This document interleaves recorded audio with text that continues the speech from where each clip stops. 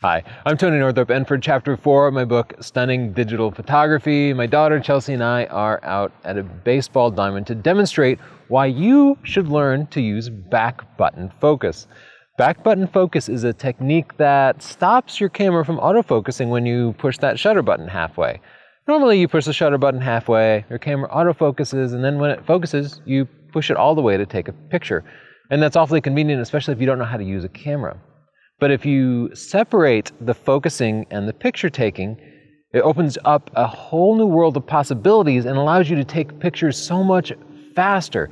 And one of the best examples of when to use this is sports photography, but it's also terribly useful for night photography, portraits, wildlife, weddings, candid shots, just about anything you might do.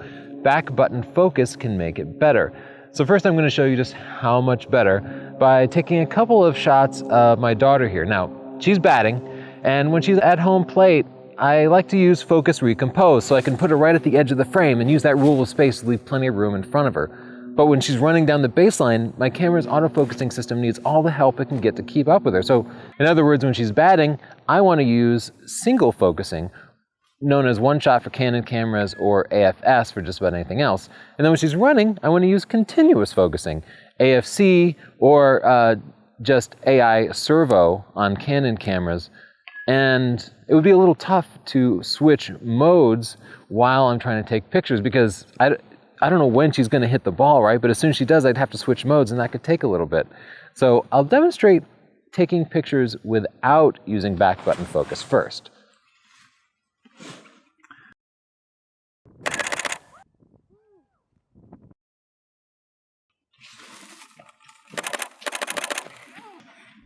Nice one, man. So there you can see I did manage to switch from single focusing to continuous focusing, get a couple of shots before she got to first base, but I'm also really practiced with my camera. If you weren't quite so good at switching modes, it would take you even longer. But with back button focusing, I won't have to switch modes because I'll leave my camera in continuous focusing, and when I want to do the focus recompose, I just hold down the AF on button or whatever button I've assigned to use back button focus, and I'll hold it down until it focuses on her on the mound, and then I can recompose and not worry about the camera refocusing. Then when she starts running, I just hold it down and keep the focusing point on her. Because it's already in continuous focusing mode, there's no need to change modes. So let's see how many shots I get using back button focus.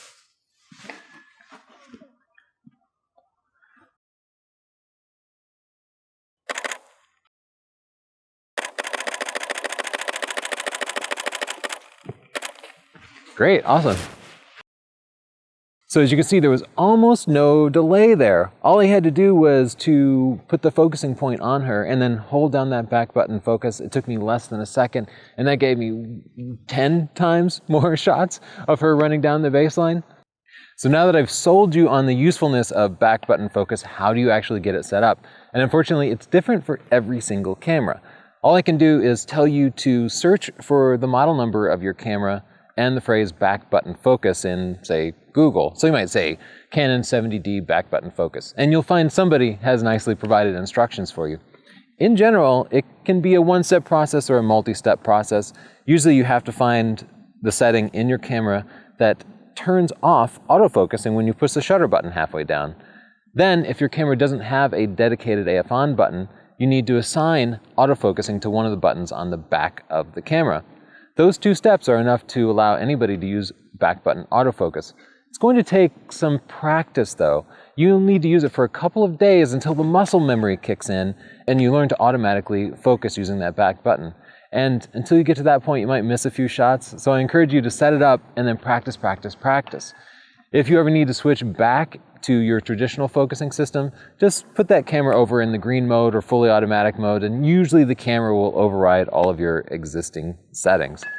If you like this video, please subscribe and click like. And for lots more instructional videos like this, check out Chapter 4 of my book, Stunning Digital Photography, which has more than 7 hours of video. You can get it at SDP Community or at Amazon. If you have any questions, please write a comment down below. Thanks.